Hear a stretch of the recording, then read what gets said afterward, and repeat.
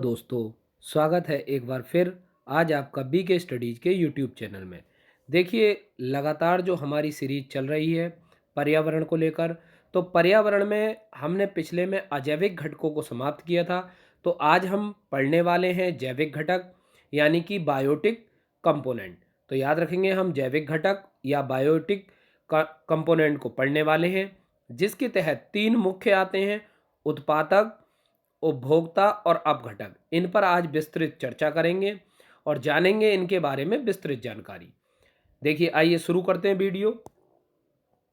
Welcome to BK studies. देखिए, BK studies आपके लिए तमाम तरीके के प्लेटफॉर्म से यूट्यूब, फेसबुक, व्हाट्सएप, टेलीग्राम और मोबाइल ऐप और वेब पोर्टल, सारे माध्यम से आपके लिए डाटा ला रहा है, आपके लिए एक एजुकेशन हब तैयार कर रहा है। और व्यक्तिगत तौर पर यानी कि कोचिंग के तौर पर ज्वालानगर और सिविल लाइंस में कार्यरत है। आप हमारी दोनों शाखाओं पर कांटेक्ट कर सकते हैं। देखिए, शुरू करते हैं आज का टॉपिक। तो टॉपिक का नाम है जैविक घटक या बायोटिक कंपोनेंट। देखिए, बायोटिक कंपोनेंट क्या होते हैं। देखिए, सबसे पहले तो बायोटिक कंपोनेंट के बारे में जानेंगे। देखिए, सभी जीवधारियों को जीवित रहने के लिए या वृद्धि करने के लिए भोजन की आवश्यकता होती है। किसकी आवश्यकता होती है? भोजन की।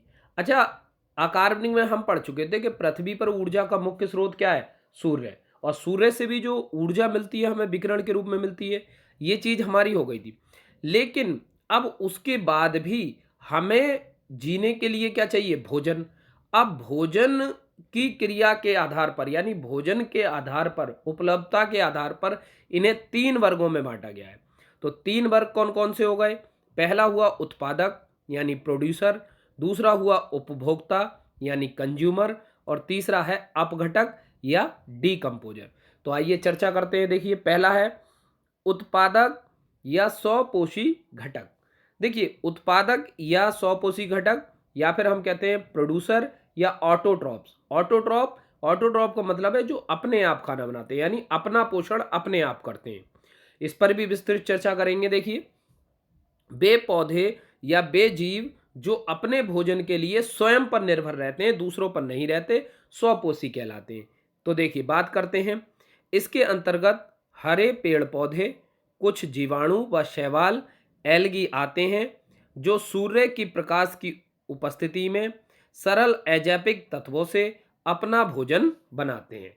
देखिए, कैसे भोजन बनाते हैं। अगर इसकी भोजन की प्रोसेस देखेंगे तो आपको ये पता है कि कार्बन डाइऑक्साइड यानी 6CO2, ठीक, पौधों में मिलेगी।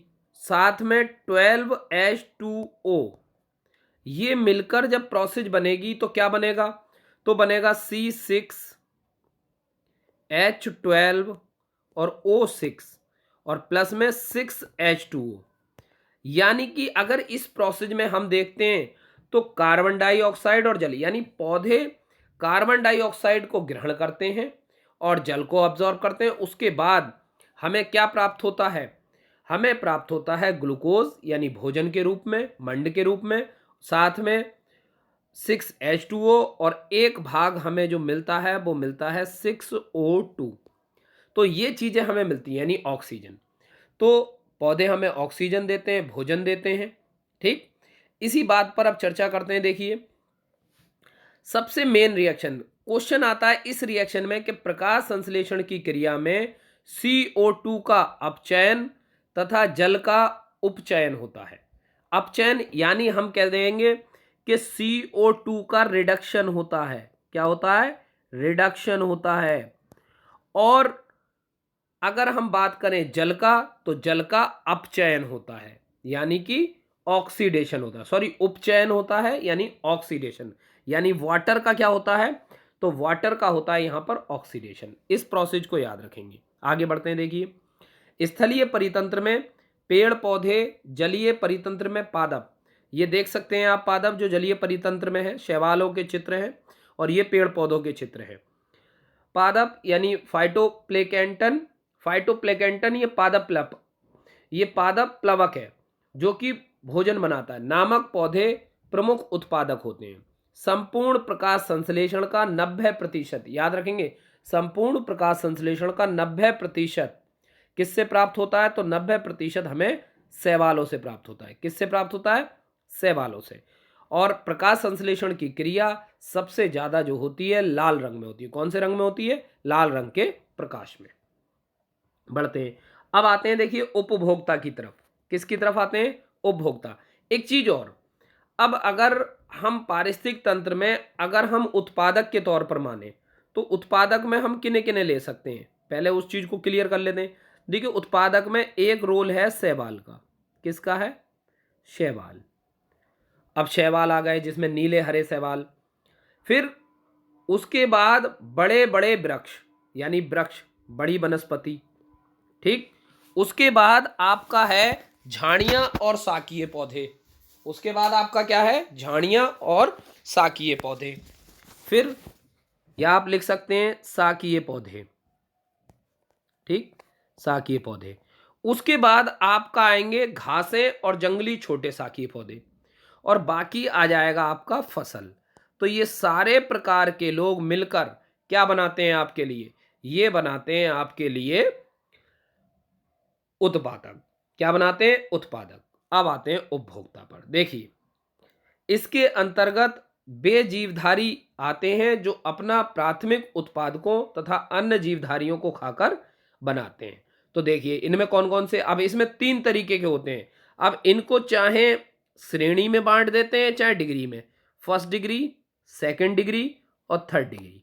तो इन डिग्री का मतलब होता है, देखिए प्रथम श्रेणी उपभोक्ता, द्वितीय श्रेणी उपभोक्ता और तृतीय श्रेणी उपभोक्ता। आइए चर्चा करते हैं। प्राथमिक उपभोक्ता। तो देखिए प्राथमिक उपभोक्ता में वे जीव जो अपने भोजन के लिए पौधों पर निर्भर करते हैं। किस पर निर्भर करते हैं? पौधों पर। उन्हें प्राथमिक उपभोक्ता कहते हैं।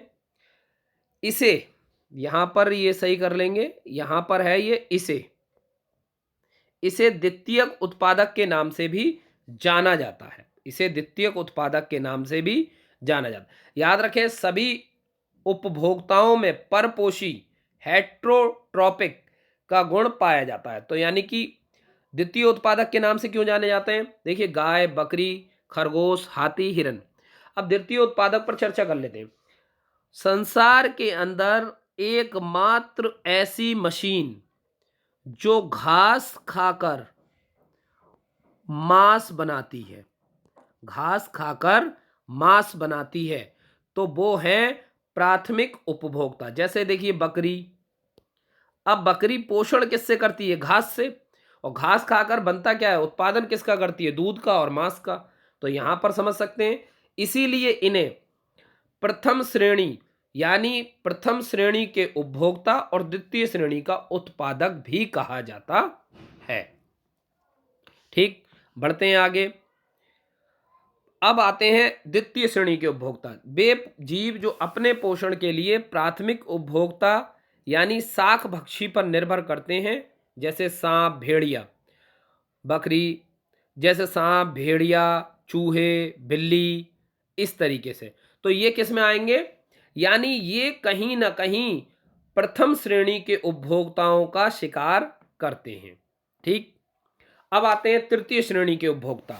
अगर हम चर्चा करें कि तृतीय श्रेणी के उपभोक्ता, तो देखिए इसमें मांसाहारी जीव आते हैं जो तृतीय श्रेणी के उपभोक्ताओं को खाकर अपना भोजन प्राप्त करते हैं। जो तृतीय श्रेणी के उपभोक्ताओं को खाकर अपना भोजन प्राप्त करते हैं, जैसे मेढक का सांप को खाना और मछलियों का चिड़िया यानी चिड़िया द्वारा मछली को खाना। तो ये आता है, और इसमें उच्च मांसाहारी। अब चाहे इसका एक और वर्ग बांट दे कि उच्च मांसाहारी, मतलब ऐसे मांसाहारी जो सारे मांसाहारियों को मारकर खा जाते हैं। तो इसमें क्या आएगा? शेर, चीता। देखिए इनका कोई वर्गीकरण निश्चित नहीं है। जैसे सपोज अभी आपको एग्जाम्पल के तौर पर समझा दें, मनुष्य। अब देखिए मनुष्य को प्रथम श्रेणी में रखेंगे अगर वो शाकाहारी है। अब अगर वो शाकाहारी जीव यानी बकरी के मांस का भक्षण करता है तो द्वितीय में रख देंगे। ठीक है, अब मान लीजिए यहां पर कोई जीव है, इसने छोटी मछली ने इस मछली को पक्षी ने खाया और पक्षी को मनुष्य ने खाया, तो ये तृतीय श्रेणी में आ जाएगा। तो कहने का मतलब है निश्चित नहीं है, ये दी गई श्रृंखला पर निर्भर करता है। तो श्रृंखला पढ़ेंगे तब हम इस पर चर्चा करेंगे। मनुष्य को सर्वभक्षी यानी ओमनीवोरस के रूप में जाना जाता है। किसके रूप में जाना जाता है? ओमनीवोरस। ठीक है। और जो जंतु दूसरों का शिकार करके अपना भोजन करते हैं उन्हें कहते हैं प्रीडेटर्स। उन्हें क्या कहते हैं? प्रीडेटर्स। याद रखेंगे, जो जंतु दूसरों का शिकार करके अपना भोजन प्राप्त करते हैं उन्हें कहते हैं प्रीडेटर्स, जैसे कि बाघ, शेर इत्यादि। अब आते हैं अपघटक या मृतजीवी, या कह सकते हैं अपघटनकर्ता। देखिए, इसके अंतर्गत बैक्टीरिया और कवक आते हैं जो अपने भोजन के लिए मृत कार्बनिक पदार्थों पर निर्भर करते हैं। अब देखिए, इसके अंतर्गत सारे आते हैं। अब ये क्या करते हैं? जो अपघटक होते हैं ये भोजन ऊर्जा प्राप्त करने के बाद जो जटिल कार्बनिक पदार्थ हैं उन्हें नाइट्रोजन, कार्बन डाइऑक्साइड, लवण और फास्फोरस, कैल्शियम आदि के लवणों में अपघटित कर देते हैं। अपघटनकर्ताओं के अंदर मृतोपजीवी कवक और जीवाणु, बैक्टीरिया और जो कवक होते हैं वो इसी के अंतर्गत आते हैं। अच्छा, इन्हें एक चीज और, इन्हें हम एक नाम से और जानते हैं, इन्हें कहते हैं हम प्रकृति का मेहतर। क्या कहते हैं? प्रकृति का मेहतर। मेहतर यानी कि इंग्लिश में बोलेंगे तो स्कैवेंजर। स्कैवेंजर। ठीक है। अब बात करते हैं आगे सजीव वस्तुओं के गुण, कैरेक्टरिस्टिक्स ऑफ लिविंग थिंग। सजीव व निर्जीव वस्तुओं में ऐसे गुण होते हैं जिनमें स्पष्ट अंतर दिखाई देते हैं। इन्हीं विविधतापूर्ण गुणों के आधार पर सजीव व निर्जीव को अलग किया जा सकता है। सजीव में निम्नलिखित लक्षण पाए जाते हैं। गति, सजीव अपनी आवश्यकता अनुसार गति व प्रचलन कर सकते हैं। वनस्पतियों में भी ये गति होती है। निर्जीव वस्तु वह अपने आप गति नहीं कर सकती जब तक उस पर कोई बाह्य बल ना लगाया जाए। फिर आता है नियंत्रण व समन्वय। जीवित शरीर के नियंत्रण में विभिन्न अंगों में समन्वय स्थापित करने के लिए नाड़ी तंत्र तथा अंतरास्त्रावी तंत्र पाया जाता है, जबकि निर्जीव में ये नहीं पाया जाता। तीसरा गुण है प्रजनन। सभी जीवधारी प्रजनन करके अपने वंश को आगे बढ़ाते हैं, लेकिन अजीवित वस्तुओं में ये नहीं पाया जाता। फिर आता है वृद्धि एवं विकास। सजीव कोशिकाओं में की संख्या बढ़ती है जिससे शरीर में वृद्धि होती है। भ्रूणा अवस्था की वृद्धि विकास कहलाती है। भोजन प्राप्ति से प्राणी का शरीर निरंतर बढ़ता है। निर्जीव वस्तुओं में वृद्धि नहीं होती। फिर आता है कायिकी विकास। जीवित शरीरों में कायिक क्रियाएं जैसे पाचन, श्वसन, उत्सर्जन चलती रहती हैं, जबकि निर्जीव में पाचन श्वसन क्रिया नहीं होती। साथ ही इसमें पोषण की भी आवश्यकता नहीं होती। अब बात करते हैं, देखिए पोषण पर अलग। जीवों में पोषण होता है जो ठोस और द्रव के रूप में होता है, जबकि फलस्वरूप सजीवों में इसलिए वृद्धि भी होती है। निर्जीवों में ये गुण नहीं पाया जाता। अब आता है उत्सर्जन, एक्सक्रेशन। तो देखिए, पौधे तथा जंतु वर्जित पदार्थों को शरीर से बाहर निकाल देते हैं, जैसे कि मलमूत्र आदि। अजीवित वस्तुएं उत्सर्जन नहीं कर पाती। फिर आया एडेप्टेशन यानी अनुकूलन। प्रत्येक जीव स्वयं को वातावरण के अनुकूल बना लेता है। इसी के अनुसार जीवधारी की रचना होती है, जैसे कि मरुस्थलीय पौधों में छोटी पत्ती और कांटे होते हैं। इनके होने से पानी भाप बनकर कम मात्रा में उड़ता है। फिर आता है जीवन चक्र। प्रत्येक जीव जो संसार में जन्म लेता है वह वृद्धि को प्राप्त करता है, फलता फूलता है और एक अवधि के पश्चात उसकी मृत्यु हो जाती है तथा मृत्यु से पुनर्जन्म होता है। इस प्रकार का जीवन चक्र। देखिए, हम चक्र पढ़ेंगे, नाइट्रोजन चक्र, कार्बन चक्र, फास्फोरस चक्र, सारे चक्र पढ़ेंगे, जल चक्र। लेकिन अभी जो मैं बता रहा हूं कि हर चीज का डीकम्पोजिशन होता है, यानी फिर प्रकृति में। फिर आता है जीवन मृत्यु। सजीवों में यह क्रम चलता रहता है, निर्जीवों में यह गुण नहीं पाया जाता। सजीव वस्तुओं के नाम जैसे गाय, कुत्ता, बिल्ली, इंसान, गिलहरी, डैश डैश डैश। निर्जीव वस्तुओं में मेज, कुर्सी, किताब, गाड़ी, साइकिल। नोट, सबसे इंपॉर्टेंट चीज, निर्जीव और सजीव के बीच की कड़ी क्या है? तो यह है वायरस। देखिए, जब मैंने हंता वायरस और कोरोना वायरस की वीडियो बनाई थी उसमें बहुत अच्छे से डिफाइन किया है। कारण क्या होता है कि जब तक ये हमारे शरीर से बाहर होता है तब तक ये निर्जीव की भांति, जैसे ही हमारे शरीर में प्रवेश करता है तो इसके ऊपर एक कैप्सिड पाया जाता है, वो कैप्सिड हट जाता है और ये हमारे डीएनए आरएनए में प्रवेश कर जाता है, जिसके कारण ये हमें प्रभावित करता है। अब आता है परजीविता। देखिए, परजीविता मैंने बताया सजीवों का एक लक्षण है परजीविता। तो सजीव ज़्यादातर जो सजीवों में यानी कि जो उपभोक्ता होते हैं वो परजीवी होते हैं, तो उसी आधार पर हम बात करेंगे। वातावरण में कवक, जीवाणु और विषाणु तथा कुछ उच्च वर्गीय आवर्तबीजी पौधे जैसे अमरबेल, लॉरेंस, औरबेका, बेलोनोफोरा, रेप्सिलिया आदि परजीवी के रूप में उगते हैं। इनमें पर्णहरिम का अभाव होता है और ये अपना भोजन स्वयं नहीं बना पाते, दूसरे पौधों से चूसकांगों द्वारा भोजन प्राप्त करते हैं। पौधों में ये गुण को परजीविता एवं ऐसे पौधों को परजीवी कहते हैं। इन पौधों का पृथ्वी से कोई संबंध नहीं होता। जिन पौधों पर परजीवी उगते हैं उनसे अपना भोजन लेते हैं और पोषित होते हैं। अब कुछ पौधे पूर्ण रूप से परजीवी होते हैं जैसे कि अमरबेल, और कुछ आंशिक रूप से परजीवी होते हैं जैसे लॉरेंस, बिस्कम और चंदन। अब कुछ तनों पर परजीवी होते हैं जैसे क्रमशः मूल परजीवी और स्तंभ परजीवी, और पूर्ण मूल परजीवी औरोबैंकी, आंशिक मूल परजीवी चंदन, पूर्ण स्तंभ परजीवी अमरबेल, आंशिक स्तंभ परजीवी लॉरेंस तथा बिस्कम। अब देखिए सहजीवा, सहजीविता क्या होती है? सिम्बायोसिस, जब दो पौधे अथवा जीवधारी साथ साथ रहते हैं तथा एक दूसरे को लाभ पहुंचाते हैं। देखिए, अब सपोज कीजिए मेरे पास एक ब्लू पेन है, एक रेड पेन है, इनके पास एक ब्लैक पेन है। अब हम दोनों को इस पेन का कॉमन कर लेते हैं, या इनके पास एक ग्रीन पेन है। अब देखिए, मुझे 3 कलर की जरूरत है तो मैं इनका पेन ले लूं, और इन्हें 3 पेन की जरूरत है, ये इनका कलर ले लें। तो इस प्रकार से होगा क्या? इस प्रकार से ये प्रोसेस होगी कि हम दोनों का काम चल जाएगा, यानी दोनों एक दूसरे को नुकसान नहीं पहुंचाते। अच्छा, सहजीवी लोग चाहते क्या है कि मेरा जो मालिक है वो लंबे समय तक जिए ताकि दोनों का काम चल जाए। और जबकि परजीवी में क्या होता है? परजीवी मार कर भक्षण कर कर यानी कि उसकी जीवन के अंत होने का इंतजार करता है। सहजीवता के उदाहरण हैं लाइकेन तथा लेग्यूमिनेसी कुल के पौधों की जड़ों की ग्रंथियों में पाए जाने वाले नाइट्रीकरण जीवाणु। लाइकेन के शरीर का निर्माण शैवाल तथा कवक के द्वारा होता है। नाइट्रीकरण जीवाणु भूमि की स्वतंत्र नाइट्रोजन को नाइट्रेट में, याद रखेंगे, स्वतंत्र नाइट्रेट को किस में बदल देते हैं? नाइट्रेट में। इसे पौधों जड़ द्वारा खाद के रूप में प्राप्त करते हैं। इसके बदले में पौधे इन जीवाणुओं को भोजन व रहने के लिए स्थान देते हैं। इस प्रकार की सहजीविता का प्रभाव पौधों एवं वातावरणों पर पड़ता है। अब बात करते हैं माइकोरेजिया। अब देखिए, माइकोरेजिया की बात करें तो क्या है माइकोरेजिया? हाँ, बताएंगे आप। तो देखिए, माइकोरेजिया क्या होती है?